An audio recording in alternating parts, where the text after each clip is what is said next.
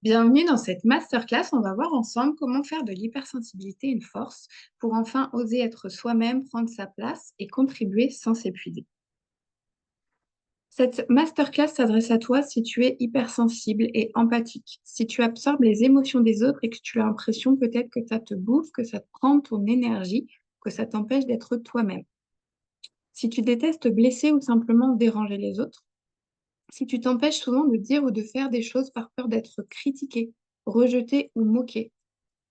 Si tu aimerais savoir rester zen, même dans les moments difficiles, et si tu, veux te libérer du syndrome de l'imposteur ou du sauveur. Donc c'est le fait de minimiser ses réussites ou, le sauveur, c'est plutôt d'avoir tendance à, devoir sauver tout le monde, aider, intervenir, de voir un peu, les autres comme s'ils avaient besoin de nous et que, de fait, on s'épuise, là-dedans.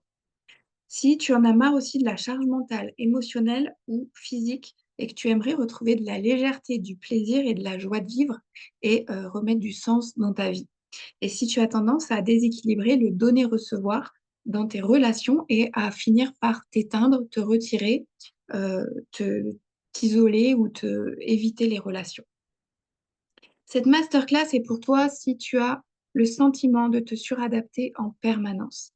Et si tu veux savoir comment éviter les relations toxiques ou les identifier ou les assainir à l'avenir, parce qu'on verra que ça se situe parfois au niveau du lien entre les deux personnes et pas forcément au niveau de la toxicité de la personne en elle-même.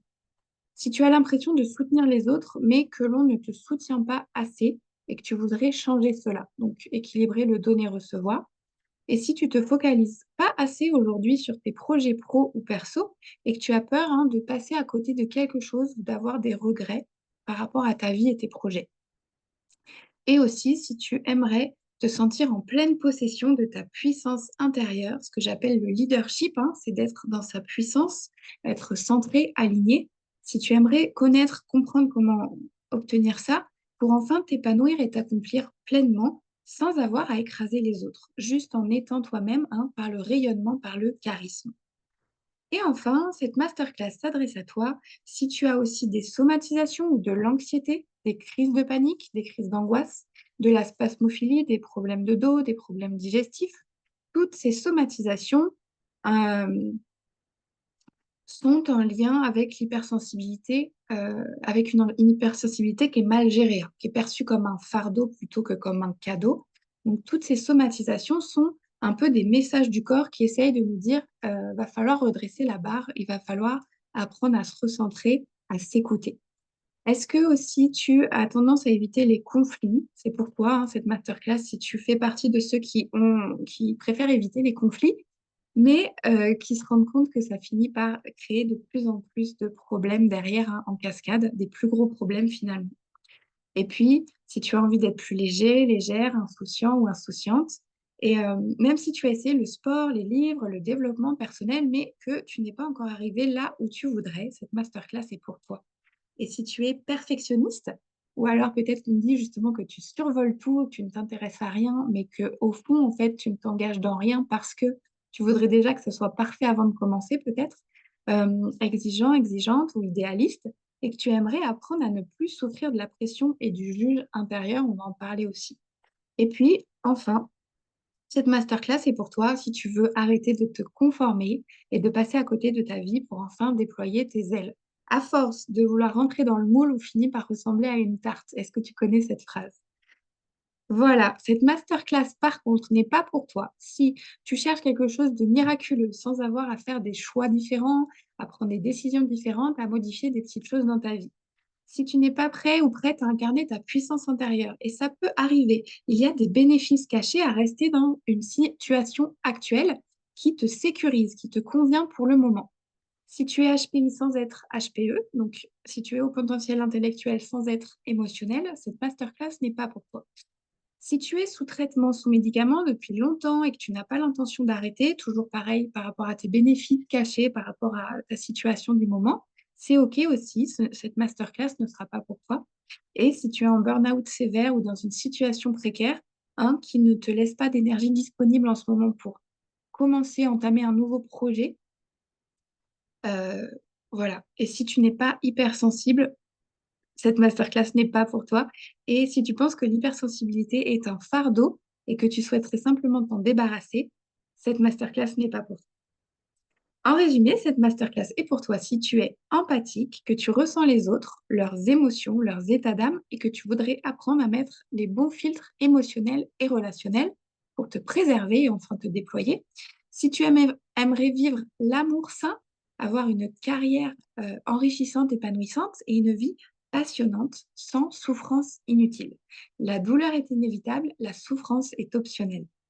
Et enfin, si tu es prête à tout pour t'épanouir et t'accomplir personnellement et professionnellement maintenant, si tu as juste envie d'une vie waouh, reste avec moi, cette masterclass est pour toi. L'hypersensibilité, c'est le fait de capter des informations sous différentes formes. C'est comme un foisonnement. On a des infos sous forme de pensée. On parle parfois de la pensée en arborescence. On a des infos sous forme d'émotions, les nôtres et celles des autres. C'est en cela que l'empathie euh, peut brouiller nos filtres émotionnels et relationnels. On a des infos sous forme d'intuition, on a des fulgurances, on sait qu'on le sait, mais on ne sait pas l'expliquer. Et puis, on a des sensations par les cinq sens. Enfin, c'est tout un foisonnement d'informations qui est là.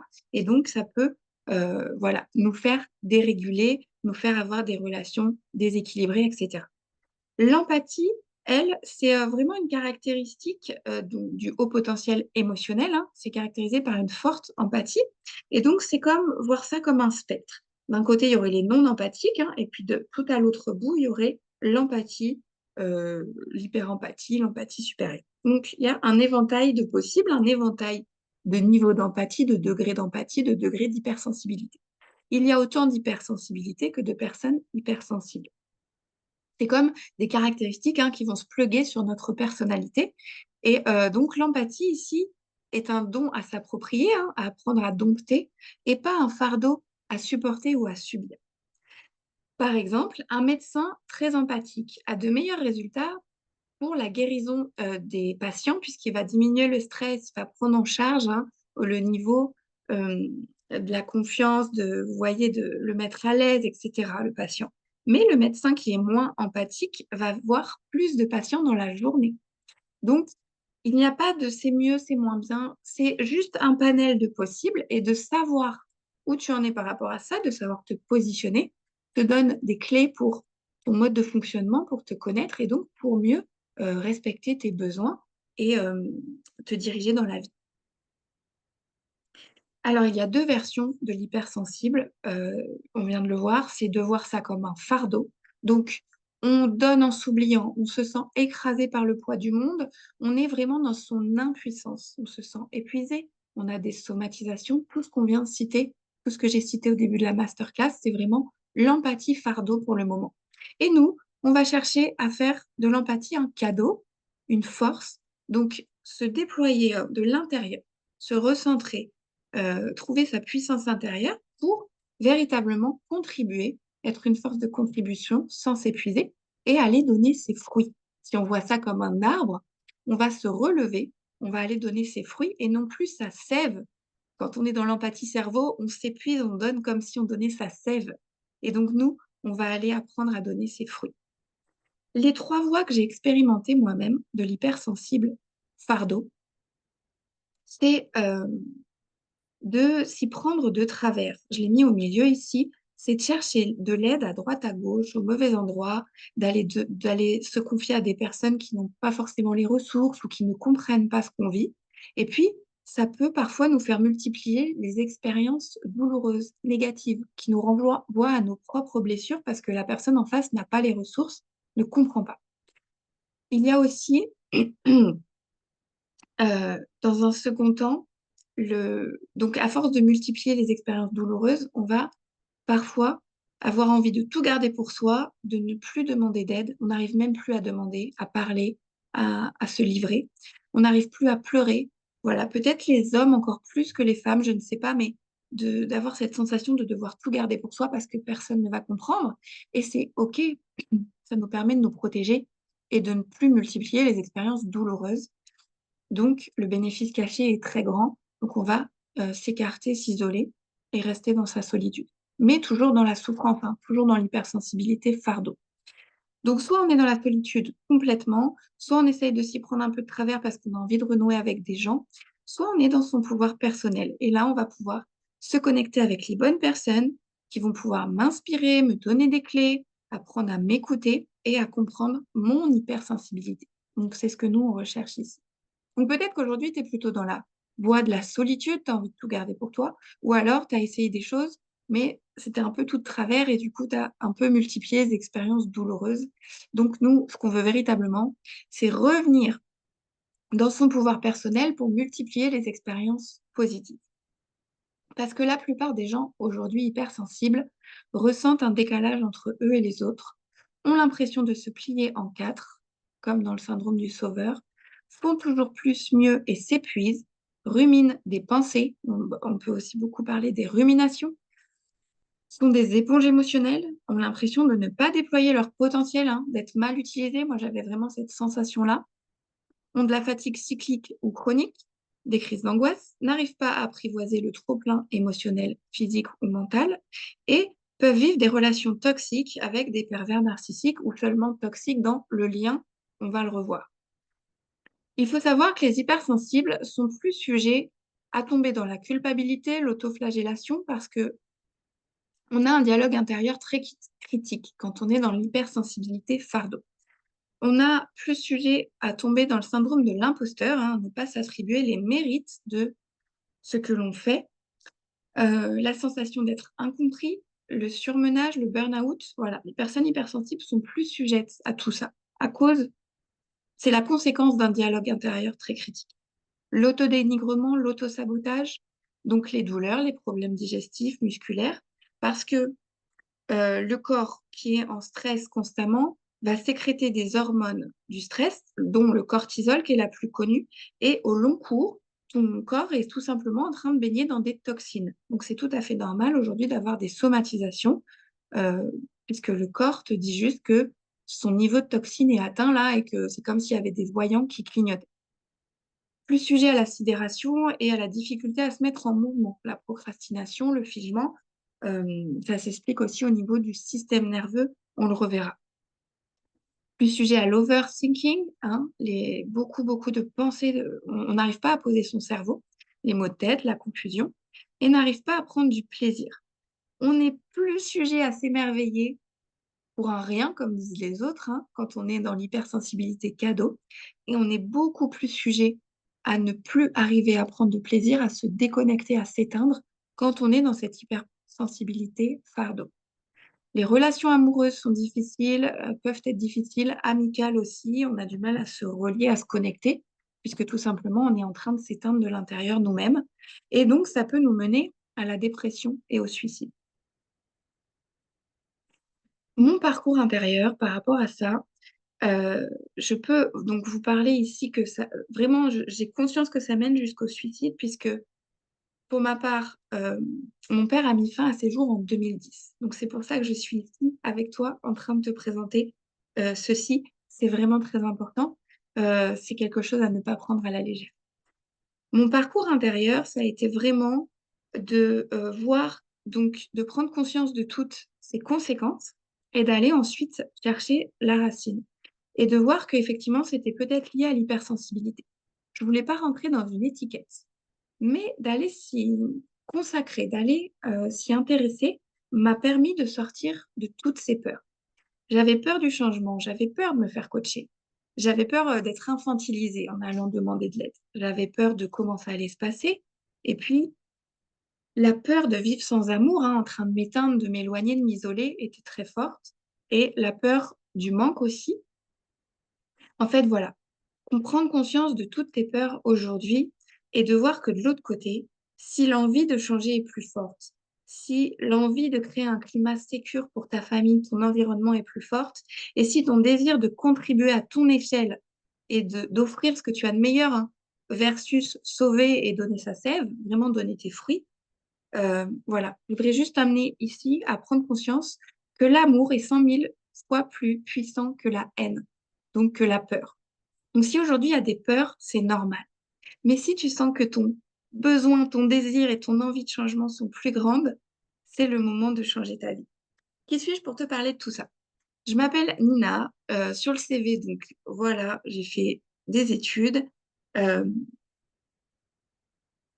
euh, Ça, c'est mon CV. Mais mon histoire personnelle, c'est qu'en octobre 2009, j'ai eu un grave accident de voiture. Je conduisais, mon petit frère était en passager. Il a eu un très grave trauma crânien. C'est pour ça que je te parlais des médecins tout à l'heure.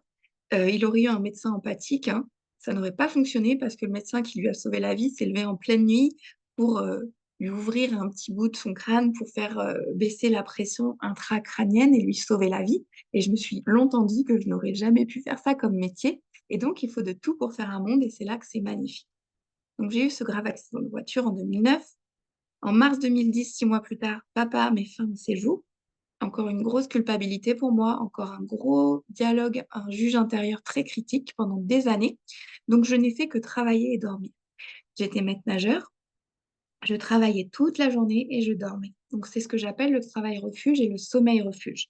Pendant que mon système était en train d'essayer de traiter ces épreuves très douloureuses, eh bien, j'étais un peu à côté de mon corps, dissociée, et j'étais dans le refuge. Le travail, c'était clair, avec des consignes, des horaires, un cadre sécurisant.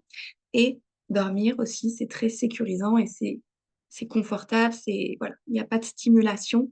J'ai eu besoin de cette étape de ma vie pour euh, à- à- à- accéder à une deuxième étape. C'est pour ça que je te parle des bénéfices cachés derrière tous les choix que tu fais aujourd'hui. Donc, pas d'autocritique, hein, seulement de l'autocompassion. Donc, ma vie, au bout d'un moment, n'avait plus de sens, parce que je m'étais remis un peu de tout ça et j'avais envie d'évoluer, je me sentais mal utilisée. Donc, je me suis fait licencier. Encore un cadeau de la vie, hein. Toutes les événements, les expériences de ma vie sont aujourd'hui des cadeaux. Donc, c'était un cadeau parce que mon couple était en danger, parce que j'étais en train de m'épuiser, de véritablement donner ma sève à cette époque-là, et j'avais vraiment tout donné. J'étais vraiment presque au bout. Donc, j'ai pu voilà, rester chez moi et commencer à me reconstruire grâce à ce licenciement. Je me suis formée en EFT, en théorie polyvagale. C'est toute la régulation du nerf vague. En développement personnel, en coaching, j'ai beaucoup étudié les neurosciences en suivant les travaux de Joe Dispenza. J'ai aussi appris beaucoup de choses grâce à la dépolarisation. Et puis, c'est véritablement euh, de transformer cette hypersensibilité en cadeau qui m'a fait connaître le flow, le sentiment d'être comprise, reconnue, d'être dans ma puissance intérieure, de parler de confiance illimitée, de contribution optimale, hein, de développer tout ce champ lexical, toute cette transformation a vraiment changé ma vie. C'est pour ça que je suis ici aujourd'hui avec toi. Donc, être leader de sa vie, c'est ça, c'est être au bon endroit au bon moment, être en soi, complètement aligné, centré dans son centre et contribuer sans s'épuiser et se sentir soutenu par une guidance intérieure. Comme il n'y a plus le brouillard mental, les ruminations, les somatisations, tu as accès à toute ton énergie et tu as vraiment accès à ton intuition, ton cœur, ta conscience, je ne sais pas comment tu l'appelles, ton higher self, et tu peux véritablement suivre le flot de la vie. Si je te dis ça aujourd'hui, c'est que j'ai véritablement étudié tout ce qui ne fonctionne pas pour que tu puisses un peu plus aussi comprendre mon histoire. C'est de voir que j'étais vraiment dans une relation de codépendance avec mon papa. On était vraiment des dépendants affectifs tous les deux. Alors lui, il se catégorisait hein, comme un marginal. Quand j'ai eu 1 an, mes parents étaient en région parisienne, sont partis vivre dans le Cantal pour des raisons du cœur, pour élever leurs enfants avec des valeurs, avec plus de liberté, et pour des raisons qui, moi, de mon point de vue aujourd'hui, étaient de la fuite, hein, de la peur, d'avoir des problèmes émotionnels à régler et d'avoir mis une distance géographique. Et ça ne fonctionne pas de par mon histoire. Les problèmes qui ont besoin de distance émotionnelle ne peuvent pas se résoudre par de la distance géographique. La preuve, même après avoir mis tout en place pour se créer un bon cadre de vie, on avait tout ce qu'il faut pour être heureux, comme il disait souvent, mais ça n'allait toujours pas dans le fond parce que ça avait besoin de quelque chose, d'un réglage émotionnel. Donc, c'est quelqu'un qui me poussait à sortir de... Papa, c'est quelqu'un qui me poussait à sortir de ma zone de confort, hein, qui me poussait à aller de l'avant, à aller vers les autres, mais je sentais qu'en lui, il n'était pas sécure, hein. Donc, ce lien d'attachement entre nous me faisait... ben, j'y allais, mais j'avais toujours une peur. Donc, je multipliais un peu les expériences douloureuses de peur et de... C'était pas sécure. Donc, j'ai quand même développé des compétences grâce à ça, hein. J'ai pris confiance en moi. Voilà, j'ai fait, par exemple, du sport, de la flûte traversière, etc., qui m'ont emmené à faire des épreuves, à passer en public, etc. Il y a toujours, hein, autant de bénéfices que d'inconvénients dans chaque situation. Mais voilà, c'était difficile de sortir de la maison déjà. J'avais tout un tas de croyances ici qui étaient introjectées par ce lien d'attachement fort et un peu insécure vis-à-vis de l'extérieur. Donc, plein de croyances comme ça qui commencent à être introjectées, à rentrer en moi. Pareil, on a mis tout un tas de choses en place pour essayer de maigrir. On était toujours en surpoids, papa et moi. On a même été jusque à faire le régime de la soupe aux choux qui est destiné aux personnes vraiment obèses qui doivent maigrir rapidement avant une opération. Et, euh, et me réveiller le matin à 6 heures du matin, j'allais courir dans le noir, dans le froid pour maigrir.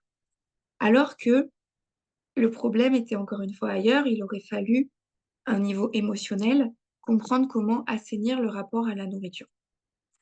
C'est comme ça que j'ai fait donc une dépression en cinquième, puis en seconde générale, hein, je me sentais différente, inadaptée, parce qu'à la maison, on avait nos valeurs, on avait nos codes, hein. Et puis quand j'étais dehors, je me sentais toute seule, perdue, j'arrivais pas à me connecter avec les autres.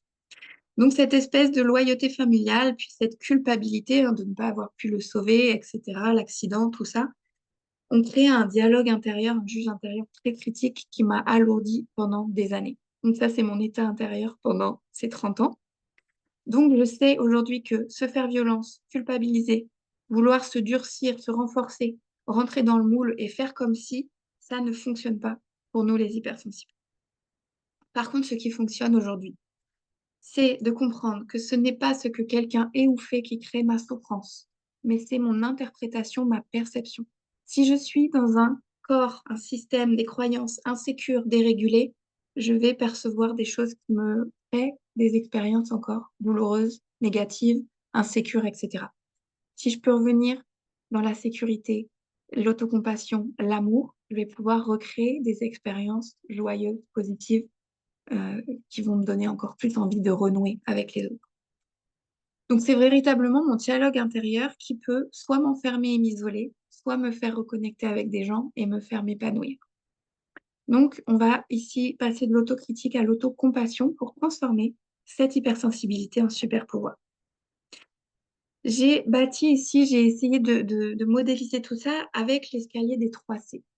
C'est d'abord véritablement de prendre conscience qu'il faut faire de la clarté, on l'a vu avec ce foisonnement d'informations qu'on reçoit au quotidien, pour dans un second temps avoir plus accès à son intuition, à sa guidance intérieure, pour reprendre confiance en soi et recréer des expériences positives, je viens de te le dire. Et enfin, pour recréer des belles connexions avec les gens, les situations bonnes pour soi. Bonnes pour soi, c'est qui nous correspondent. Et ça, c'est un cercle vertueux parce que plus tu seras en connexion avec toi, plus tu pourras faire la clarté, reprendre confiance, etc. On va transformer tes connaissances en véritables compétences pour changer ta vie dès aujourd'hui. On va voir comment on va c'est comme ça qu'on se redresse en fait dans son leadership et qu'on arrive à faire des choix. On va clarifier pour ne plus être soumis au foisonnement des informations, faire la clarté pour faire des choix. Donc, c'est véritablement les 3 piliers qui sont indispensables pour faire de ta sensibilité une force. On l'a vu, hein, dans la clarté, on va revisiter les choses qu'on a admises par loyauté familiale ou parce qu'on a fini par les prendre comme étant nos propres croyances. Et on va apprendre à démêler, à se détacher, à discerner ce qui nous appartient de ce qui ne nous appartient pas. Dans un second temps, on va expérimenter le nouveau, l'hypersensibilité cadeau, hein, il va falloir expérimenter. Tant qu'on a un pied dans l'ancien, un pied dans le nouveau, il peut y avoir des petits challenges, des petits moments inconfortables. On va continuer d'apprivoiser cette hypersensibilité cadeau pour véritablement décider, se déployer, ancrer le changement. Et puis, dans un troisième temps, le troisième pilier, c'est véritablement l'idée, se leader soi-même, hein, le leadership, oser lâcher prise en toute confiance pour plus d'authenticité, de profondeur, des choses durables. Ça va être ancré en toi profondément et durablement pour ne plus retomber dans l'ancien paradigme qui était l'hypersensibilité fardeau. Plus jamais. Donc, j'ai une question pour toi à ce stade de la masterclass. Par rapport à ces 3 piliers, clarté, confiance, connexion, quel est euh, le plus difficile selon toi? Il y a une faute ici, pardon. Où est-ce que tu en es par rapport à tout ça? Est-ce que tu avais identifié tout ça? Est-ce que c'est plus facile de faire la clarté, d'être dans la confiance ou dans la connexion pour toi? Et qu'est-ce qui te manque comme ressource aujourd'hui pour passer à l'étape suivante, pour véritablement te déployer? Tu pourras faire pause sur la vidéo pour prendre ce temps-là pour toi.